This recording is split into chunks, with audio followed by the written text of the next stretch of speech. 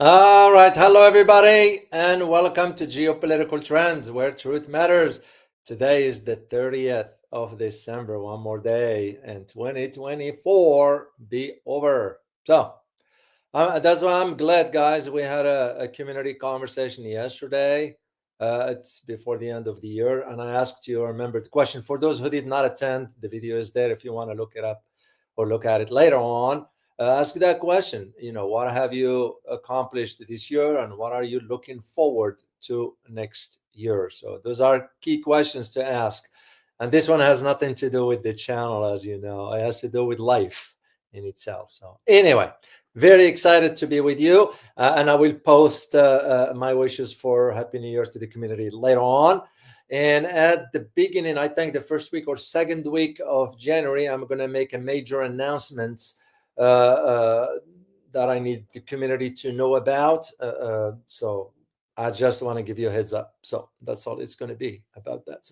So I got an interesting topic for you. I was going to wait till next week. Then I said, no, I'm going to share it with the community to know, because the development of it. And this one has to do with Thailand.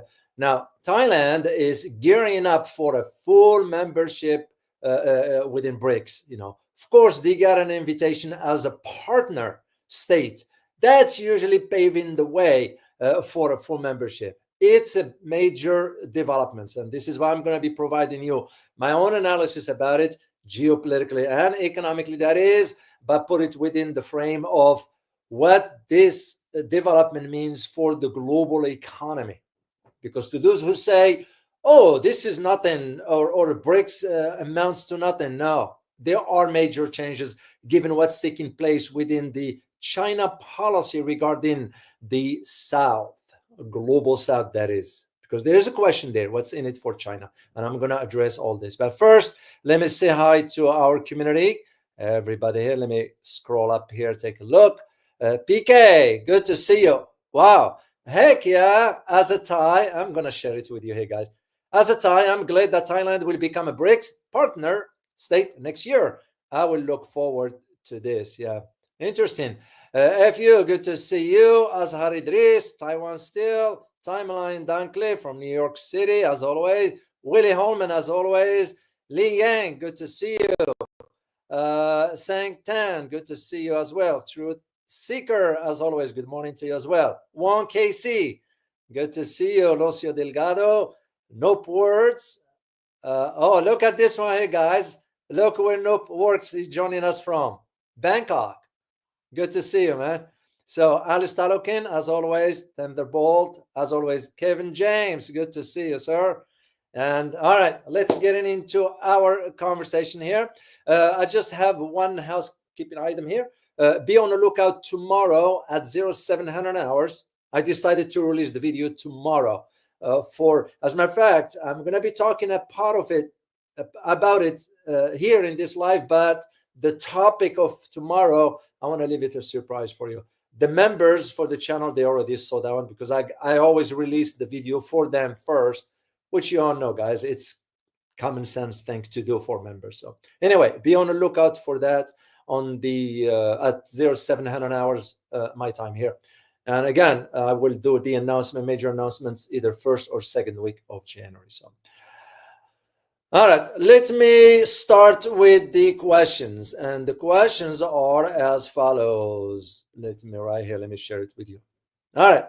How good is Thailand? How will this be good for Thailand to join BRICS? What's in it for Thailand? Okay. Second, how about ASEAN, or ASEAN, as some pronounce it? So there is a major, because the common question you guys are going to need to ask is, will this interfere with ASEAN agenda? Economically speaking, politically might be not, when you consider that Philippines is being now the odd within ASEAN. Economically speaking, geopolitically, we all know what's going on with the Philippines. As a matter of fact, I just reached out to someone inside the Philippines. I am waiting to hear from her. She is well-versed. I'm aware of her background. She used to be even a president of a university in Manila. So I'm waiting to hear from her. But just my point is the Philippines being the odd there, how now by having Thailand joining BRICS, it's going to shape up that. Third question is, what about the global economy? To those who say, well, this may be just about regional economy, Southeast Asia, Asia in general. No, it will have an impact on a global level. So, and the last question is, what's in it for China? When you consider the, for example, the high-speed train project and what China is aiming at regarding not only the development of global South, economically speaking, and that in itself will translate into geopolitics. Usually it's how there are two ways you go about it, either economically or militarily. We won about it after World War II. We won about it militarily, more so than we did economically. Of course, with the economics, we put in the dollar into the financial global market, but usually it was the military dimensions. My belief is that, and please correct me if I'm wrong, my belief is that China is going to approach it from an economic. Like I said, like I'm going to be disclosing in this coming video tomorrow, China aims at lifting all boats, not just its own. And this Thailand aspects of it makes a perfect sense. So now, the foreign ministry in Thailand reaffirmed now recently that this sort of partnership with BRICS will certainly benefit the Thai economy. It just makes sense. So the ministry spokesperson, thank you, her name is, pardon me if I mispronounced it here, Nikorjay Balankora, stated, and I quote, that Thailand has received an invitation from Russia this year, as it was in December 24th. This year's BRICS chairman on October 31st, but on 24th, which is 3 days ago or 4, whatever that was, made the decision on it. So the invitation was October 31st to become a BRICS partner country, end of quote. Usually when you are a partner country, that's usually you start to gear up for the full membership.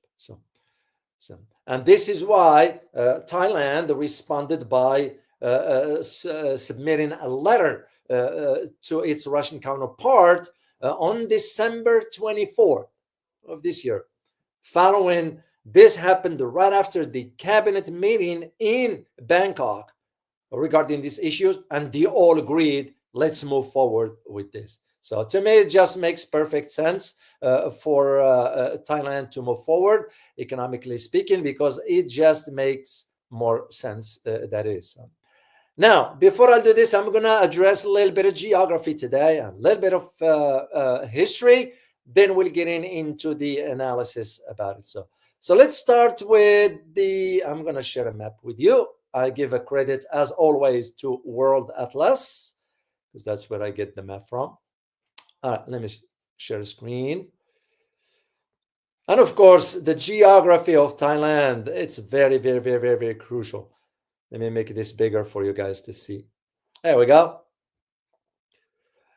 Now, the idea of geographically speaking, Thailand is a country located at the center of the Indo-Chinese Peninsula, which is, you all know, in Southeast Asia. So it is located in the northern and eastern hemispheres of the earth. Thailand is bordered by 5 countries: Myanmar or Burma. It's depending again. Some maps you see Burma, some maps you see Myanmar. Myanmar or Burma to the north, Laos to the north and east, Cambodia to the east, and Malaysia to the south. Now, there is one crucial gulf there. It's called the Gulf of Thailand, and Andaman Sea lie to the south and west of Thailand, respectively. Thailand shares its maritime borders with Vietnam in the Gulf of Thailand in the southeast, and Indonesia and India on the Andaman Sea in southwest. So this is what's very, very interesting. Now, the other aspects that you need to know is that even with all this, Have you ever heard any tensions between China and Thailand when it comes down to South China Sea? Don't. Unlike what's going on with Philippines. Even for China and Vietnam, they are working out their differences behind closed doors. A lot of people here do not know that there are talks, or there were talks behind closed doors between the two to resolve the maritime issues. The same arguments can be made about Indonesia. But for the Philippines, once again, because it proved to be the weak link, it was used through the US to maintain those kind of tensions. The same arguments can be made about the Taiwan Strait. Straightforward. There is no, because it's clear as daylight. You all know where this is aiming at as far as the tensions in that part of the world.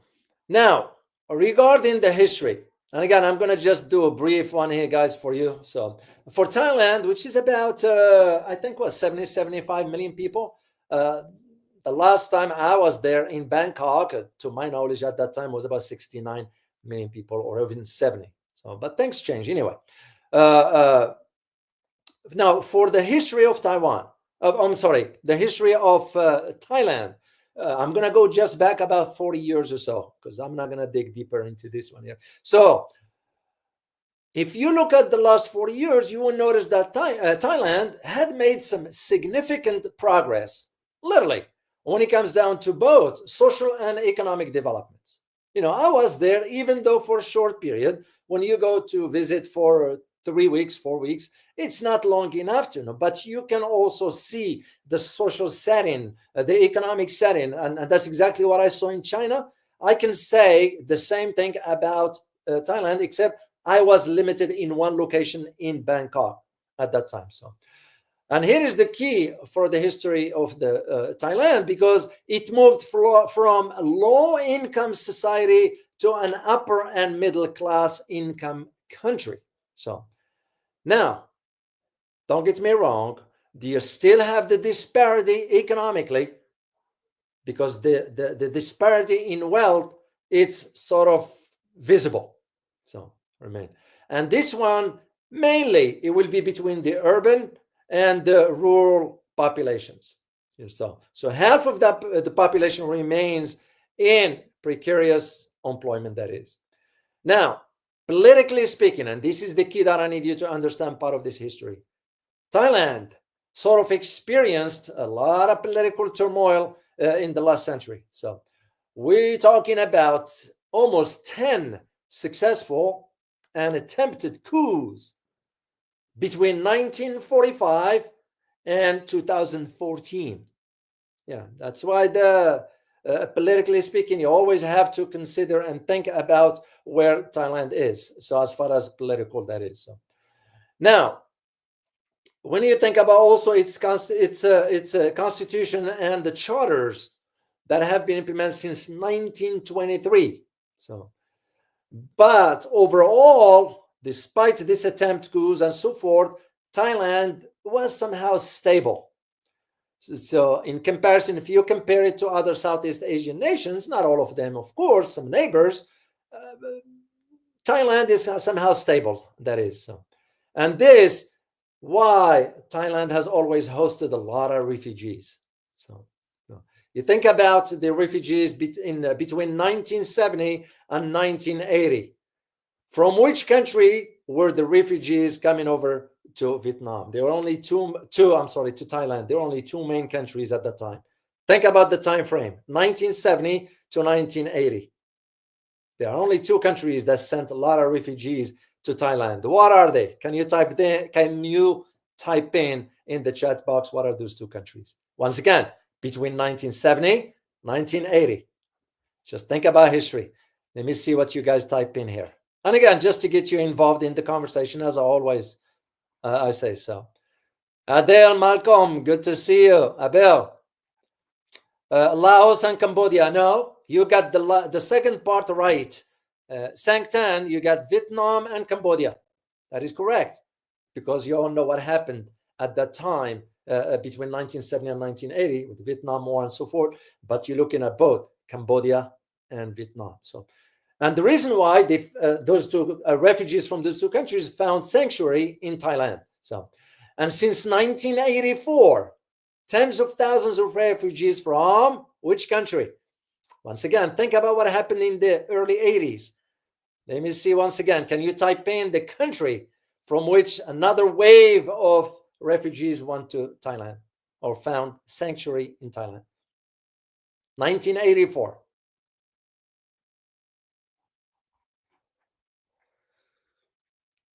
I'm waiting to see on the chat box here because sometimes it takes a while for it to show up. Burma or Myanmar. You're absolutely correct. Multitan, you got it.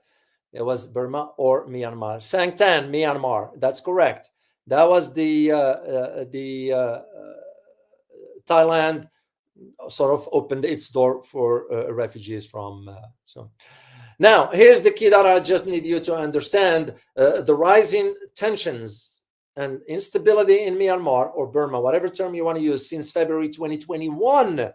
The coup now have pushed thousands to cross into Thailand. So this is what I will need you to just understand briefly here about the history of Thailand. Now let's get into our analysis about what does it mean for Thailand to join BRICS. So I had a chance to read an article by Sarang Shidor. He's the director at the Quincy Institute of Global South Program. If you know anything about the Quincy Institute, it's in Washington, D.C. And I remember I invited one time Dr. Trita Parsi. I might reach out to him, depending again if he's in the country or not. He's a specialist regarding Middle East or West Asia and mainly Iran. That's his specialty. Now this article by Sarang, and I read it, it's really spot on. It hits the idea. Why is this important? And I will provide you the link, guys, later on. Why is this important? It's because when you think about Global South, when we say Global South, we also talk about Southeast Asia.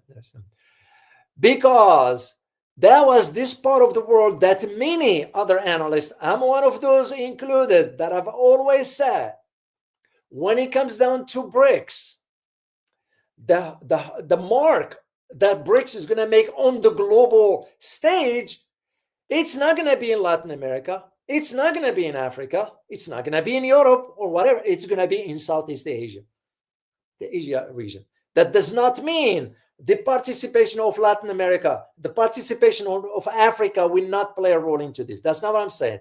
All I'm saying is the main sort of the punch, if I may use the term, it's going to be in Southeast Asia. So, of course, when you consider the expansion of countries in West Asia, the likes of United Arab Emirates, Iran, and Saudi Arabia, Egypt, and so forth, yeah, it will be done. I'm not denying this. But when you think about when BRICS decided in 2023 to expand by adding more members that included, which they decided on in 2010 in South Africa back then. So when the decision was made to invite Argentina, Egypt, Ethiopia, Iran, United Arab Emirates, and Saudi Arabia, we all know what happened with Argentina, and I was one of those that's saying it might be good, but also on the other hand, you have to be careful with whomever you invite. Why is this? Because Argentina is going to come in with a lot of baggage, financial one that is. Why? Because Argentina owes a lot to IMF. Once you get loans from IMF, it's truly a debt trap because IMF comes with conditions. So that's why Argentina, I remember when they got the loan from IMF back in the 80s. If I'm not mistaken, it was 86, if I'm not mistaken. That loan has not been paid till today. It's not paid still on. So we all know what that means. So, and because Argentina later on declined to join BRICS, not because he wanted to, because pressure from the United States. We don't know that one. Now, the key to all this, based on the article by Sarang, and spot on, is that Thailand and Malaysia, yeah, they both expressed and announced that they will be applying for BRICS membership. This is why Thailand now is gearing up for this. Now, Thailand government has already instructed its own institutions to start working with BRICS. That means what? They are looking for full membership, and that's what's going to be happening. So, and this is why the likelihood that Thailand, it was preconceived notion that Thailand will accept the invitation, and they did. So, because common sense, pragmatically, it makes sense for BRICS for Thailand to join BRICS, given the infrastructure and the developments that is taking place in that part of the world. So you look at both the Russians and the Chinese influence in that part of the world, but at the same time is the economic one that is. Because you as a head of state, you're going to be thinking about the progress of your country, not through the military, but rather economic. And you all know, guys, by now, you know this reality. You've been long enough with me to know that it is, and I've said this so many times, that it is in economic progress that a country evolved, not in a military conflict. This is the problem for the Philippines as I see it unfolding. Philippines could have been smart to embark on economic ventures, whether with China or someone else, doesn't matter. Thailand did it. Laos did it. Cambodia did it. Vietnam did it. Indonesia, Malaysia, you know the rest. And this is where the difference is regarding those countries vis-a-vis or in comparison to the Philippines. Now, this is why the Thai government sort of stressed the point that this partnership sort of marks an important, very, very important milestone for Thailand, economically speaking. Yeah. Because why? Thailand has already committed. That's the key word, commitment. This is what Argentina couldn't do. I had my doubts, and I'll say it straightforward. I had my doubt about two countries, United Arab Emirates and Egypt. Put a question mark. I have my doubt about Turkey now. Turkey is considering. I don't have doubts about Algeria because Algeria is interested in joining BRICS. Indonesia is already a foregone conclusion that it will be part down the road. So the key word is that the commitment. So Thailand is committed to enhance now its collaboration with BRICS, which means what? It's moving forward. So the article that I read is stated the following, and I'm going to read it to you word for word. Quote, BRICS comprises countries with high economic potential on trade, investments, and tourism.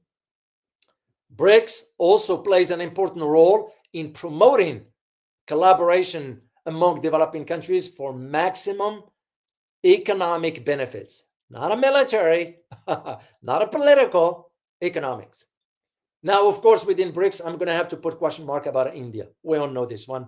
And by the way, what's his name? The former Prime Minister Manmohan Singh just passed away.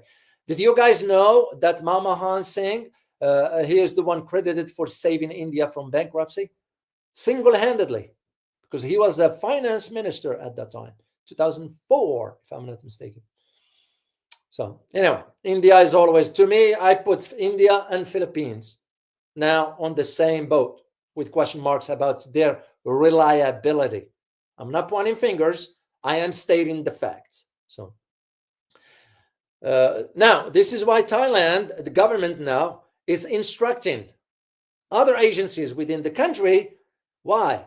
Instructing them to be ready for partnership with BRICS because of the investments projects that's going to be coming on soon to the country. Now, the idea, I'm going to share some pictures with you to highlight to you where Thailand, why it makes more sense to have Thailand join. Check out this picture here, guys. This one is the Laos speed train that China got involved between China and Laos. So, and this is very, very interesting in a sense of where this is going. So when the Thai prime minister sort of moves forward with this, it makes perfect economic sense. Yeah, we know the prime minister does not have a lot of experience. She's the daughter of the former prime minister. So I'm sure her dad will sort of guide her, and rightly so. But nonetheless, beside all the point, the idea that even her recent meeting with the President Xi in Brazil made more sense. It's going to move forward. It is a picture of the speed train in Thailand that's been built by the Chinese, or with the Chinese, that is. So it's very, very important to understand those dynamics, to why it is important that these developments is going to move into a different direction. And that different direction will suggest that the developments of the Southeast Asia will be economically based. So is the one for BRICS. That is where the key. And when you have, and again, I'm thinking in terms of, and I'll provide you the link for the high-speed railway project in Thailand, which, by the way, that received the approval back in, if I'm not mistaken, either September or October, somewhere around that time. I remember because I was reading on it. So, and that project was updated and cleared by the government. So it makes perfect sense as to what lies ahead moving forward. Where the key question now that I am going to have to be thinking as an analyst, the key question I'm going to be thinking is, will this expansion of BRICS in that part of the world impact ASEAN? What do you guys think? Will it have a positive or negative impact on ASEAN? Just please put either positive or negative based on your understanding. Well, the question is this: will the expansion of BRICS, including now Thailand, which Thailand part of ASEAN, will it make a positive impact, positive or negative impact on ASEAN? I want to see your answer on this. Just positive or negative? Let me just share your. Milty Tom, you say don't know. Truth Seeker, you say positive. Marcian Dorcier, you say positive. Taiwan Still, positive. Alan Seen, positive for sure. Army with Harmony, positive. I do see it that way as well, except that I have a concern, and the concern has to do with the Philippines. If, for example, because here is the reality of it, you always think outside the box. The reality of it is this: what would happen if we are to play a scenario that BRICS and ASEAN decide to collaborate on a project? Of course, that project will have to be approved on the part of ASEAN by all members. What if Philippines refrain from or sort of object to this project? Because, as I always say, the trends, look at the trends, it gives you an idea. The same thing happened with BRICS regarding the currency. What did India do? Objected. So things didn't move forward. The same arguments I'm making. So you have to think in terms of, that's why I wanted to solicit your input, whether it's going to be a positive or negative as far as the impact of BRICS on ASEAN. I agree with you, it will be positive, but I also remain cautious regarding what one single country can derail that particular path. Because if the vote has to be unanimous, if one country veto that, same thing would happen in BRICS with India regarding the currency. But overall, it won't matter, because Philippines, at some point, they're gonna see some major political changes coming up. I'll be shocked and surprised if Marcos Jr. is re-elected. I'll be shocked. Again, in politics, everything is possible. So, but if there is new leadership in Philippines, one that wants to move into the direction of economic expansion within Asia, it makes perfect sense. Now, the coordination between BRICS and ASEAN. As a matter of fact, when you consider Malaysia and Indonesia already they're going to go to BRICS. It's just a matter of time.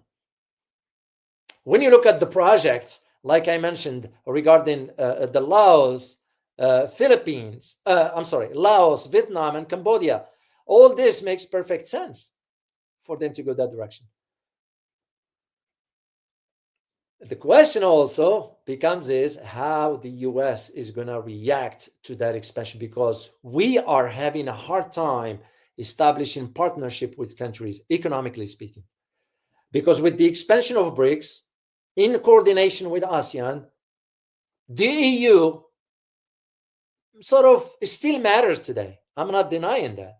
But over time, those two blocks, BRICS and ASEAN, will dwarf EU moving forward. G20, it's going to become more of just like a photo op, because some of the countries in G20 are the same ones in BRICS. It's going to become just a matter of, okay, well, where do I put my focus on? G20 or on BRICS or ASEAN? But the key to all this has to do with China. Because you big elephant in the room, no matter how you slice it, you can't ignore the sheer size of the Chinese economy. And by the way, that is one of the major announcements I'm going to make for you guys in the first or second week of January. So before I forget, if this is your first time watching me here on this channel, please remember to subscribe. I will greatly appreciate it. We are only 9,000 short of 100. So make sure to hit the like button and subscribe, please. Thank you. What was I going to say? The idea of China. You can't ignore China, the sheer size of the market. You look at it right now. I looked at a chart. I wish I would have kept it, but I didn't think about it at the time because I wasn't thinking of doing the video. Looked at the charts about the EVs developments. China is way out there and the rest is down. Second is the US, but China is down. That's why I'll be on the lookout for that analysis that I did for tomorrow. It is worth your time. 12, 13 minutes, that's it. But it's worth your time. It's the content of it. So trust me on this. It's worth listening to. So for China, in terms of, because China has the money, there's no other way of saying it. They have the money. They can invest. Of course, they are not going to just, there is something, it has to be something for them. And to China is the idea of connecting. When you look at, I wish I would have put the map for, yeah, I don't have the full map here. Yes, no, I don't. I was thinking about just to see, for example, linking all the way from Thailand down to Singapore and so forth. It's just geographically, you think about it, but you think about it from in terms of economics and how that's going to impact geopolitics. That is the aim of China. It's not fighting. It's economic expansion. It's because countries will be confronted with the reality. The like of Philippines, the likes of India, or like of Thailand even. They are confronted with the reality of economics versus military tensions. Not even military, whatever, military tensions. You know, the economic prosperity, it's what's going to prevail. This is what Philippines is not able to see. This is what Australia is not able to see. Or Australia knows it, but they choose to go the other way. And they're going to pay, they're already paying a heavy price. As a matter of fact, the same thing for Philippines. I found out that now China, please correct me, guys, if I'm wrong. If anybody knows about this, please share it with us on the chat box. China stopped importing bananas from Philippines, which is a major export from Philippines, but China stopped. So, and this is where I see those changes moving forward, and that's why I think for me, my next trip to that part of the world is going to include Indonesia, because I see where Indonesia is headed and I see where Malaysia are headed. Both of them are heading to the direction of BRICS, because in an anticipation of the expansion of the economic base in that part of the world.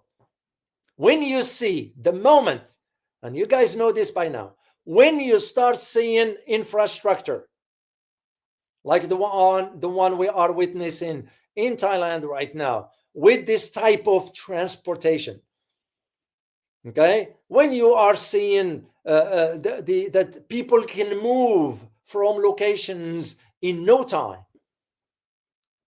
that create opportunities for employment, that create for the economic machine to be sort of well oiled. And this is what China's aim at.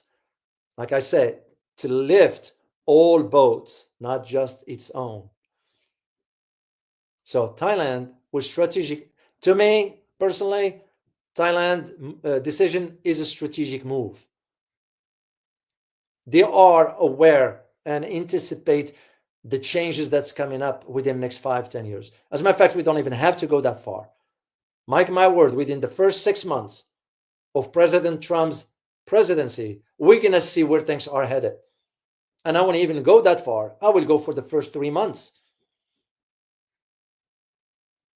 If there is one thing I can tell you, is that the US policy towards that part of the world is going to be very aggressive on all fronts, because we are losing grip of the reality of the hegemony that once we enjoyed for the last 40-50 years. We're losing that slowly, gradually. And the way we're losing that is you have countries that they are moving into economic projects, not with the US, but other countries. So, and that is where I anticipate Washington policies, as soon as Trump swears in on January 20th, I'm gonna keep my eyes open. I will be able to tell what is the aim of the policies that he is going to embark on. Because you got already problems in Washington right now within the Trump camp. Of course, it doesn't come out to the surface. I'll share one with you based on some information that I got. There's already tensions exist between Elon Musk and some of Trump's cabinet nominees.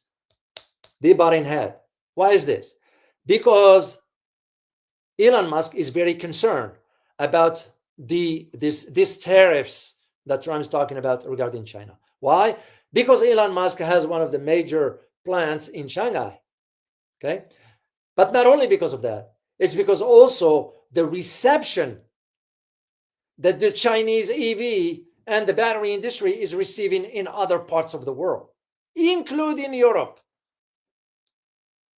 including our neighbor to the south, Mexico. Our neighbor to the north is that those will have to bow to Washington, whatever direction we tell Canada to do, that's what they're going to do. Despite what you hear Trudeau saying, that's nothing but just for domestic consumption.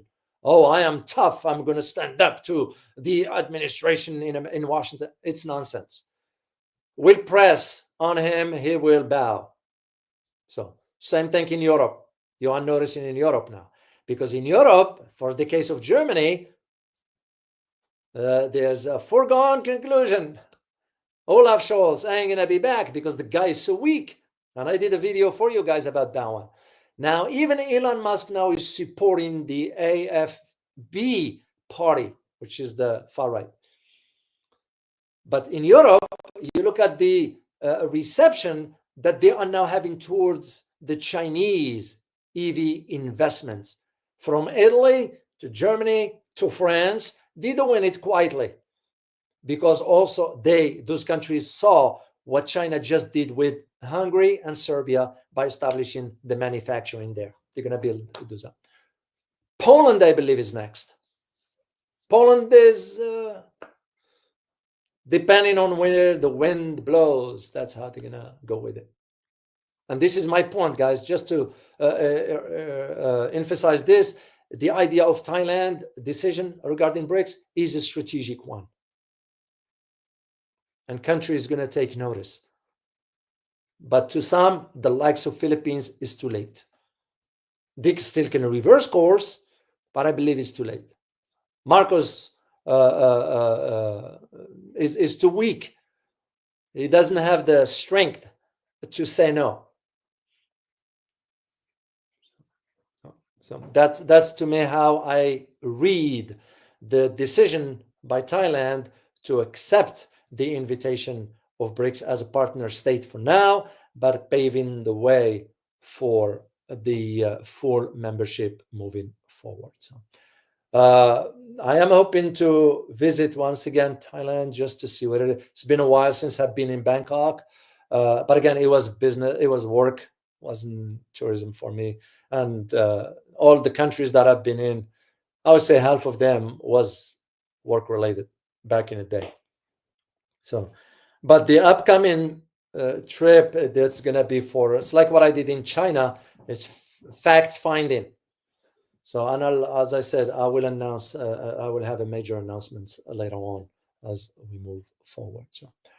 So this is where I wanted to share with you. Oh, thank you, Marco. Thank you, Marco. I didn't address this much. The Panama Canal. You know, this is the idea of what also the Chinese are thinking about building the equivalency. I know it's not the same, but they give it the equivalency of Panama Canal and how Panama Canal played a major role. Of course, we had to get involved in influencing the direction of what that part of the world has to operate. This is why the Egyptians went ahead and nationalized the Suez Canal way back. So, and also this one has to do with the idea that certain parts of the world, like for example France, did you guys know that the longest border in the world belongs to France? And this has nothing to do with France neighbors as the Luxembourg, for example, Belgium, Switzerland, Monaco, little state Monaco, Italy, Andorra, and Spain. No, the longest border with Spain, the longest border in the world, the answer is in Latin America. You have to travel all the way across the Atlantic Ocean to South America, where France has a territory called, do you guys know what's called? What is the territory that French own in Latin America? Let me see if you guys can type in that in the chat box. That is true, Matt Backy. They have something in the Indian Ocean. This one is in Latin America. Oh, Guyana. Mititam. You got it. It's called the French Guiana. That's what it is. Why is this? It's because it is a full sovereign French territory. Well, hold on a second. What the heck is France owning a land in Latin America? Because that's the era of colonialism, like what it was in Africa before, but now France is kicked out of Africa. I believe is the same needs to be done here. That territory has to go back to whomever it belongs to, even if you have to go back in history to find out who the original inhabitants of that particular land, and give them back their land. But just FYI, to let you know, guys, that is one of the longest territory, which is a bit disconnected from France. So I know it crossed my mind, and I wanted to share it with you. That one on Brazil, it's about 730 kilometers long. So it's very, very interesting just how this development. So the idea of even France, when I was in Cambodia, because that was the same trip that I made to Thailand and flew to Phnom Penh. And I went out to eat something, I remember, and I went to this restaurant, grabbed a bite to eat, and I noticed the person looked more European.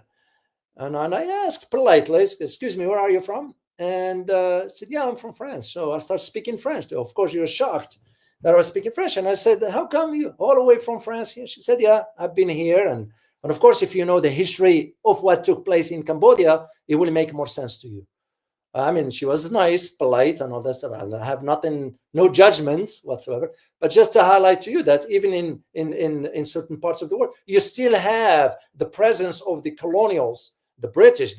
You look at the islands in Central America, the Bahamas, and all that stuff. Not all of them, but of course, when they said the Commonwealth about Britain, whose Commonwealth is that? Same in Australia, which they still till today bow to the king or queen, whatever, of England. What the heck? Same with Canada in the Canadian dollar bill. And again, it's their country, their country. They can do whatever they want. All I'm saying is providing the facts. Oh yes, Matt Becky, that is correct. The Falkland. Yeah, you're right. And you all know what happened between Argentina and England regarding this. LMC, you wrote La Martinique, that's Saint Martin. La Martinique, yeah. So all this makes more sense to understand, just to tie it to this economic expansion of the likes of a country like Thailand making a decision regarding joining BRICS. So, and this is why it's very, very important to understand the long-term strategic interest for when countries make a decision. Those decisions are for long-term impact. This is one thing we didn't think about when I speak about my country here. We didn't think about when we started to weaponize the dollar, meaning sanctions. We didn't think about the day after. And that day after is here. Yeah, the dollar still around the world, still whatever. But that time is coming, one way or another. To those in Washington who live in denial about this reality, they're just trying to pretend otherwise. But the end of it's going to be. So why? Because we didn't think back then when that decision was made the next day. We just didn't think. And that is part of the problem. That is where the problem is. So in the case of Thailand with BRICS, is a strategic long term, because government in Bangkok, the government that is, understands the shift in the global economy that is already happened, that the wealth has shifted from the west to the east. And it is just a matter of time by the time China overtake the economy of the US. Simple as that. There is no denial about it. Partha, thank you so much for your super sticker. Truly appreciate you. You wrote, Dr. O, there was no single currency in Asia 600 years ago. We traded in local currencies, products, metals. India saved countries from being new. Oh, thank you for sharing this. I was aware of the trade that was done in commodities, and this is what I'm saying. For example, when you think about, and I don't know why, I don't have an answer for that. For example, when I take the example of Russia and India, when Russia was selling oil to India, they could have asked for gold instead of rupees. Why Russia didn't do that, I don't know. I don't have an answer. I don't know. So thank you so much for your super sticker. Truly appreciate you and your statements. Very, very interesting. Yeah, back then it was no single currency. But the problem we made is we weaponized the dollar. That is the error we made. You can do it. You can control countries, but only to a degree. It's going to reach a point where those countries is going to say enough is enough. And that's exactly where we are. And that in itself spells the beginning of the end for the US global dominance. And when you look at BRICS and ASEAN, and so it's going to become, it to me is clear as daylight. That is how it's going to be. Liu Su, you wrote, Dr. O, Marcos Jr. is too weak to say no. The Philippines are run by hyper thieves from top to bottom. It's a slave country. That's why it's called the Philippines. It's a fact. Well, thank you for sharing this. It's sad. I know Filipino people.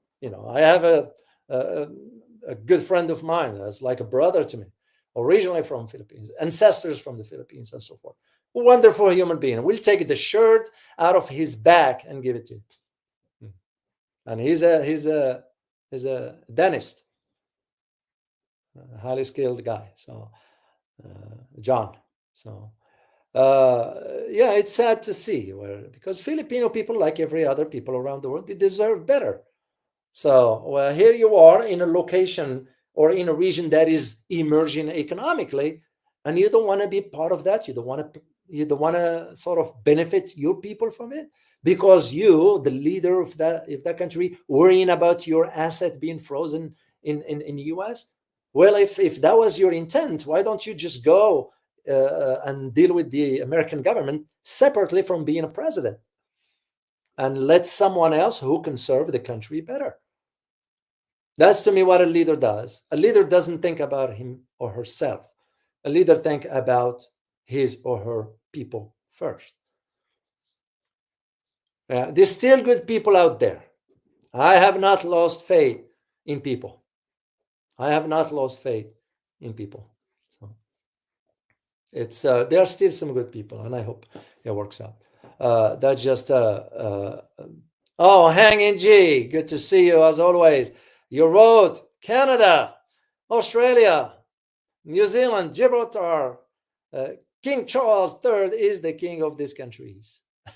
Yeah, that's true.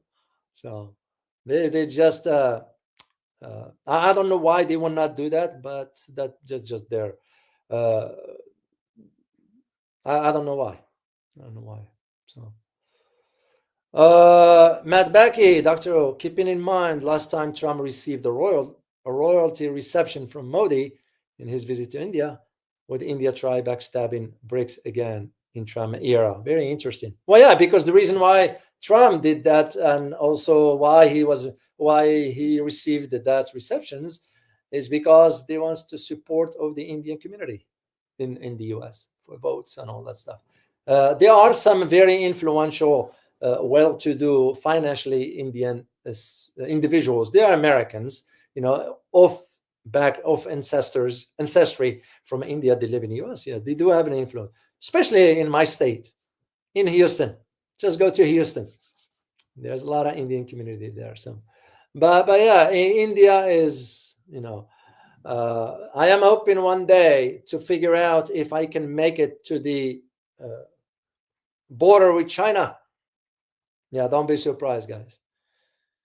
We'll see if foreigners are allowed to get into that area to see and figure out exactly what's going on the ground, to see with my own eyes, because I don't like to depend on others to tell me.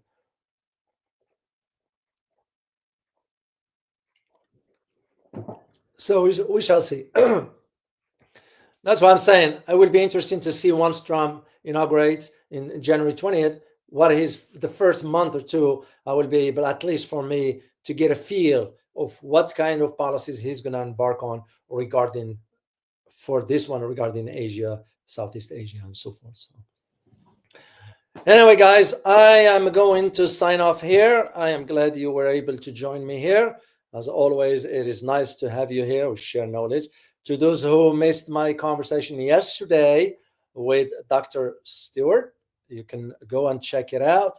This is his link if you are interested in learning more about some like Parkinson's. If you want to learn about it, there's a lot to learn. So, but Dr. Stewart was kind enough to really allocate time, and then he told me after we left and all that, he said that he'd be happy to do it again if you guys are interested. So if you are interested, just check out the video I did yesterday. So anyway, I will be on the lookout tomorrow for the video I'm going to release. I am going to post a Happy New Year for the whole community later on, so I'm not going to say it. And what else? And that's it. Just be safe, whatever you are doing, if you're traveling. And I look forward to seeing you next year, as they say. As always, remember, geopolitics impact your daily life in more ways than one. Till next time, guys. Bye-bye.